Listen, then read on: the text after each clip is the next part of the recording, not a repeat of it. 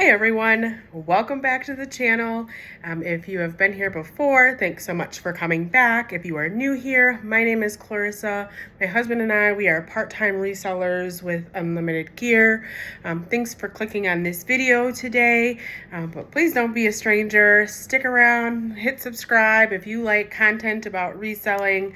We share stories about our yellow-named Amazon parrot, Lala, but a lot about our reselling journey and different tips and tricks and unboxings and storage hauls and who knows what will pop out next. But all right, so without any further ado, today's video is about Poshmark, a little bit about what it's about, and some tips and tricks that you may find helpful. Definitely things that I wish I would have known 4.5 years ago when I started Poshmark.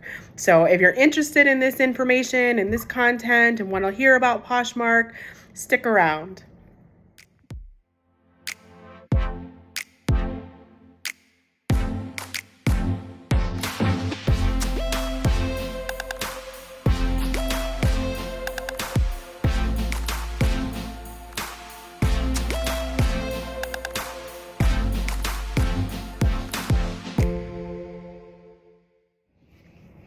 All right, so what is Poshmark? Poshmark is an online platform that allows folks like you and me to sell and buy new and used items.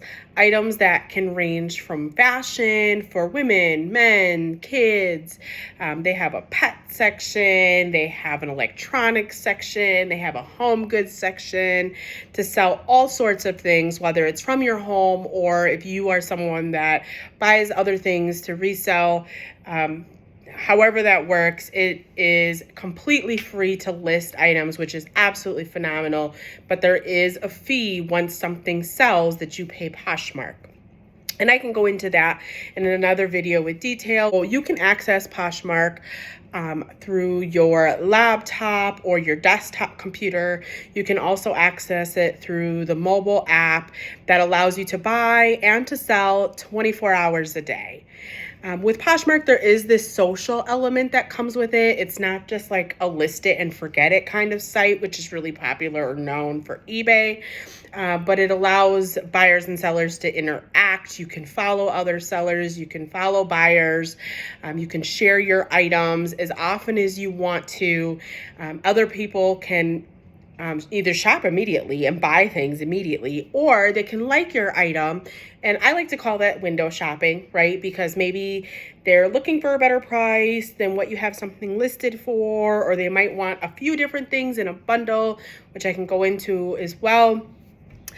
But you can also share other sellers' items on Poshmark. So that's really a cool element as well. Like on this platform, you have the ability to send offers out to people that like your items. So the ones that have done some window shopping, or if they have liked several different items, you can actually add all of those items into a bundle for someone, and you can send them a deal to get them to buy it. People also have the ability to send you an offer on an item. So you have something listed for 20 bucks and a customer can come along and say, well, 20, I don't know, but I'll give you 10 for it.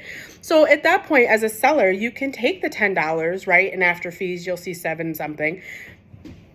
Or if you have like $9 invested in this item, which can happen, then you have the decision as well as a seller to do a counter offer. And that can go back and forth endlessly, but you can do a counter offer and say, okay, I can't take 10, but I'll take 15, right? You're still giving them a deal, but it's, you're hitting them with your lowest, and they can accept or they can decline or they can counter offer again. So it does give you the room for negotiations, but it really is just an interactive platform.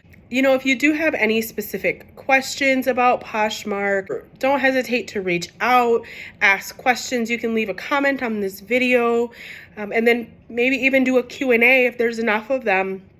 At the end of the day, I know that there's a lot of information out there floating around. I myself have been working on Poshmark for the last 4.5 years, so I'm certainly not the most oldest vet. I have some tips and tricks to really share with you that I would have found helpful when I first started on Poshmark. Granted, some of the things that I'm going to share now are where we are today, right? Like with what's happening with Poshmark today, and not what was happening with Poshmark back in 2018 when I first stepped my foot into it. And a lot of things have changed over the last 4.5 years on how we operated our business on Poshmark and just different things that we have done. And I just wanted to share with you some thoughts that I thought were just really good, if whether you're a new reseller or you're trying to figure out ways to step up your game in Poshmark, but just being able to share some insight that I have with you. Tip number one for Poshmark is your pictures that you take to list your item are key. Right? So in a traditional store, you can touch and feel fabric. You can see if it's stretchy. If not, so one of the main things that are going to help your potential buyers know if this is an item that they want, then it's really reliant on your pictures, followed by a detailed description. You want to be detailed and your customers know like what the brand is, what the size is, if it's stretchy or silky, what the measurements are if we're talking about clothing. Now on Poshmark, you have a bigger category availability for you to be able to list in, but still you want to make sure that when you're taking those pictures that you have really good lighting and that your pictures are as clear as possible. I think now they have like the availability of having like 16 pictures, which is more than like what you can add on eBay. I think that's fabulous. It just lets you get all of the angles of different items.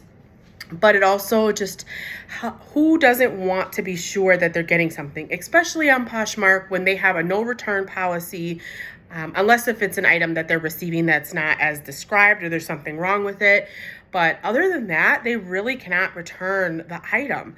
So those pictures and a good description. So I'm going to kind of combine those together because I think that they're both very important. Another thing that's super important when you are adding your description in Poshmark is measurements. So I'm just kind of bundling this in as well, but if you are selling clothing, it is not a brand new thing that, a size extra large is a total different fit in one brand than it is in another, which can be super helpful for you as a seller and for a buyer who's trying to decide if they want this shirt that you're selling or not. So if you take some general measurements in shirts, it's like armpit to armpit, from the shoulders down to the bottom hem, maybe the sleeve length, that's going to be super important for two reasons. One, yes, to help your buyer to know if that size tag that item is showing is truly a fit that person is looking for, right? Because the same size that's listed is truly a different fit from brand to brand.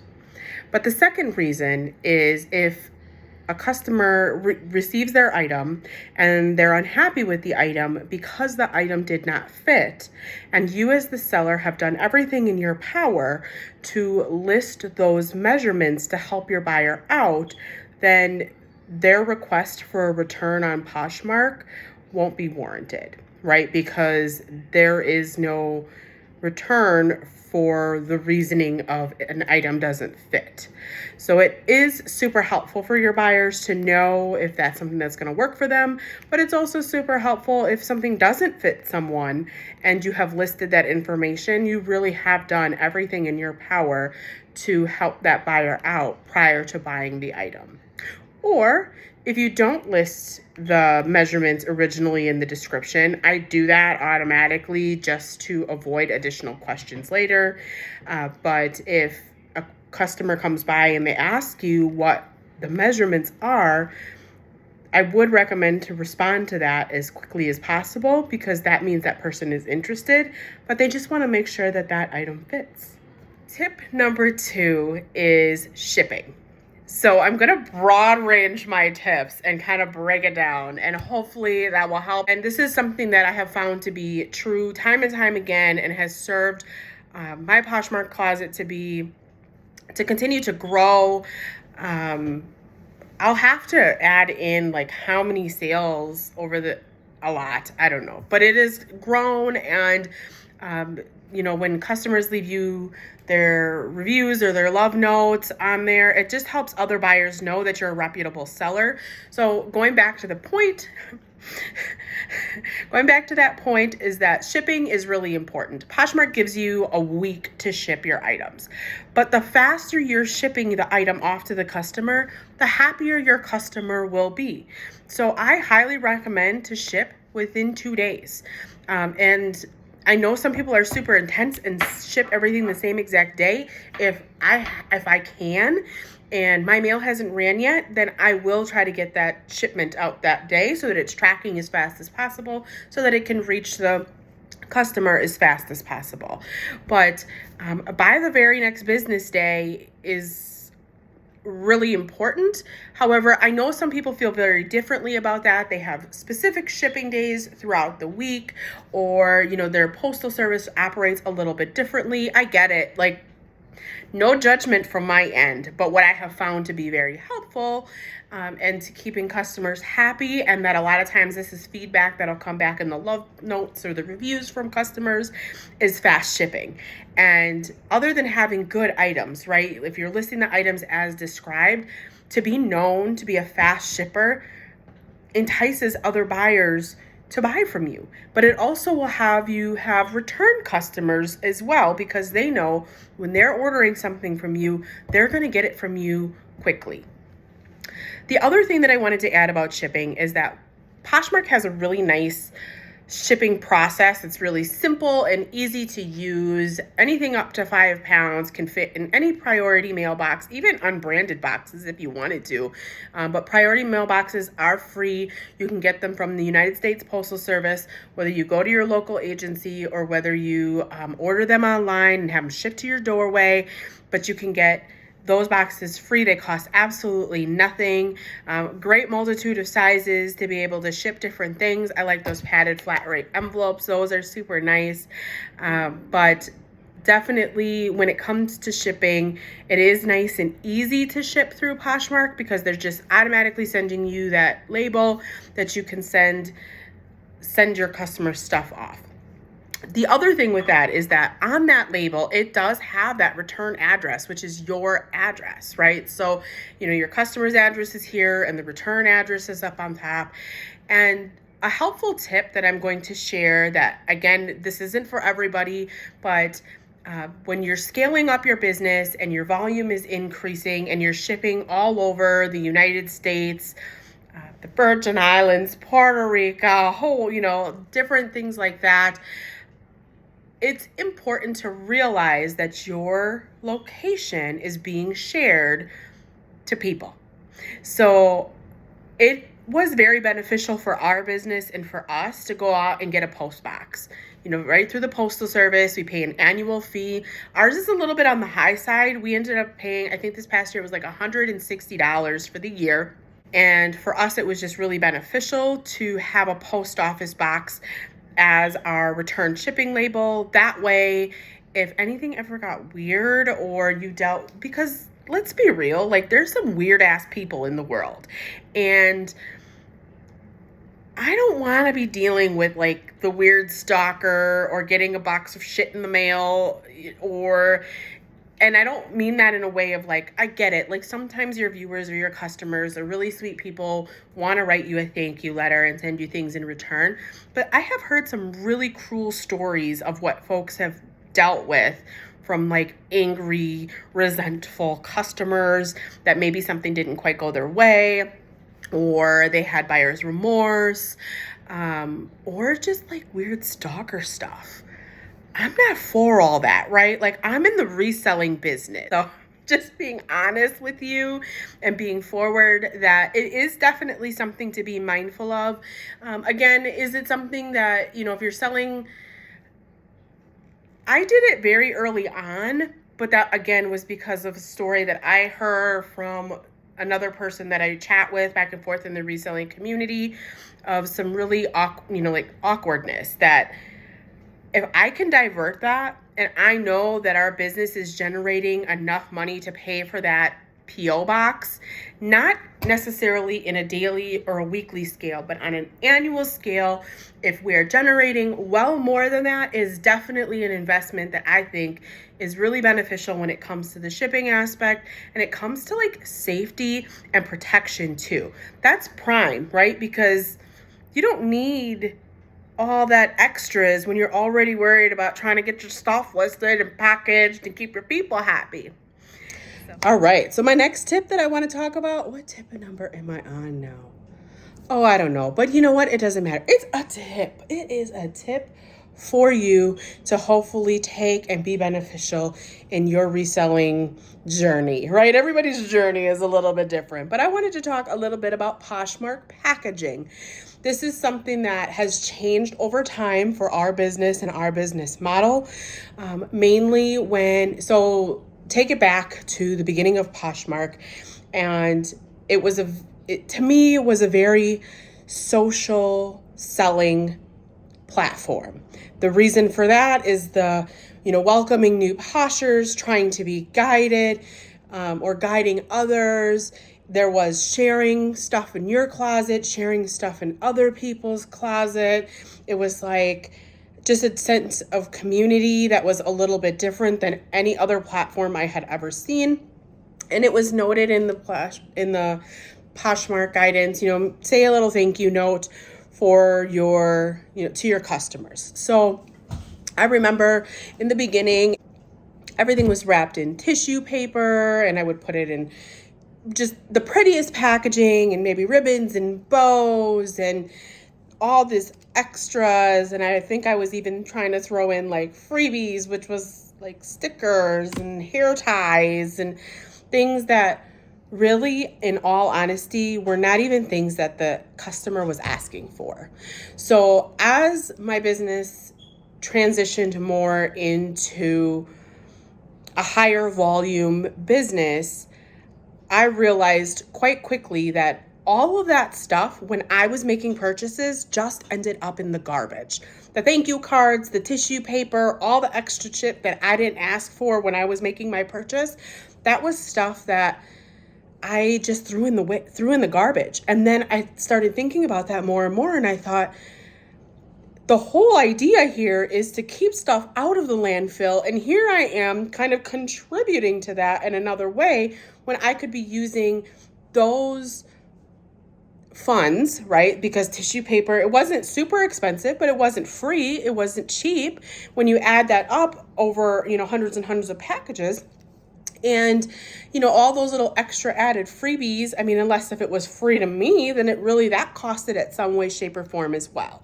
So, and it was all ending up in the garbage because I threw all that garbage away. I didn't use it. And I even once got like candy in my shoes. Oh, so at the end of the day, I think that the most important thing to think about, and this is different for everyone, and again, I'm not here to tell you how to do you. I'm not here to say that this way is better than that way.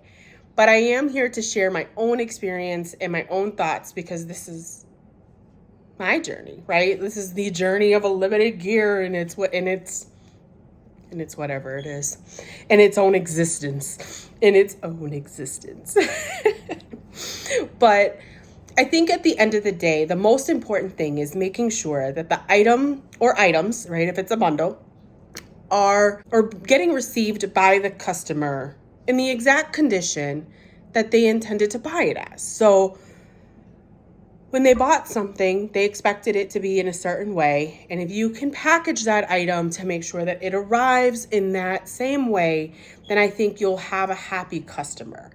So I do package my items in plastic because I know that boxes can get wet in different weathers and seasons. So I want to make sure that the item, typically clothing, but any item, is protected from outdoor elements, from the weather. So I do put my items in plastic. And then I use a sticker that says thank you. I don't typically write any additional cards. Maybe on occasion, if I sell a large bundle of items, I will write a thank you card on that, but that too is still pretty rare because I know it's just gonna end up in the garbage. Who keeps it? Who's gonna hang on to that? Is that going on someone's fridge? I highly doubt that. Because they bought some jeans and shoes and socks. Like, no, it didn't. So in the end, making sure that the item is secure, and like that it could face the weather and reach your buyer. That is the most important thing. And then it gets its label and it gets shipped off. But however you choose to do it, what makes you, how you put your stamp on things, always in the end, like, do what works for your business. This is just what works for me. I don't want to put any extras out there. I don't want to see the landfill get full of more junk. And I don't want to waste somebody's time. Like, what if my favorite color tissue paper is purple and the person who receives it is like, I hate purple. Really? Purple? All right. So I'm on tip number 3. Or is it 4 or 5? I don't know. They're tips. So the next tip is, I know that there's been a lot of algorithm changes on Poshmark, and that has thrown things for a loop. But the best tip that I can give is to share your listings. So I know that means something different for everyone. Some people use like third-party sources for their sharing. Some people do it multiple times a day. Some people do it like once a week. Everybody's a little bit different. But the more often that you can share your listings, the better, right? Because you're just kind of like updating that listing. So I know that everyone feels a little bit differently as far as sharing their listings. And I'll admit, like, I don't always get to it every day because Poshmark is just one of the platforms that I sell on. So I have multiple different platforms, and Poshmark is the only platform that you have to share your items. So sometimes I'll forget. I'm more focused on trying to get my listing goal in for the day, or I'm working on photographs or whatever it might be. Again, I'm a part-time reseller. This is not my full-time income. So again, my strategy is probably going to be a little bit different than other people, but my goal is to at least share once a day. If I can get it in twice, like I've had a moment, that's just to be real. But that is definitely a tip, that you do want to share your items on a regular basis. The more consistency that you have with that, the better. All right, so the final tip that I have today, so I think we're on number 5 here, is have a printer. There are a lot of different things that you can have on hand, but if you're going to sell on Poshmark, they send you the labels to your email. It's really simple to send it over to a printer. It can be the typical printer that you have to cut the label out and tape it on the box. That's perfectly fine. It doesn't have to be anything fancy or special, but having a printer on hand to be able to get that package out as soon as possible is going to be totally beneficial for you as a seller, and get the item to the customer as fast as possible. So that is my final tip for Poshmark. Hopefully you find these tips helpful and can help you along your journey while you are working on Poshmark. If you liked this video, definitely give it a thumbs up. If this is content that you are enjoying and you like learning about reselling or just following along on the journey that I am sharing, please subscribe to our channel. It does help get the information out to other people as well. But then also when we post new videos, you'll be alerted that there is a new video out there. So if you have any thoughts or questions, and I think I mentioned this before, but I'm going to tell it again. If you have any questions or thoughts, definitely leave us a comment down below. We're more than happy to answer your questions, or maybe even just create a video to answer the question to help others also. Thanks for watching. Until next time.